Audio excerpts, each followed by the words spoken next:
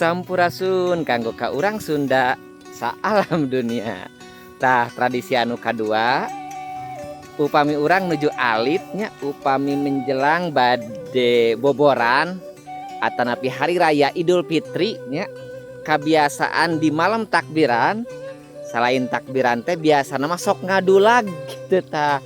Sarang marurang kali sarang bapak-bapak resep kan nya ngadulag tah biasa nama upami dulagna teh didamelna teh di nudrem nya ngangge kulit domba atanapi kulit sapi nya tah ngadulag osok oge ngadulagna bari kukurilingan kan gitu nya bari takbiran tah eta mah tradisinya tradisi orang Sunda gitunya. Selain tadi nganteran terus anu kadua ngadulag tah upami di hari H Idul Fitri nama urang sadayana sok nyekar.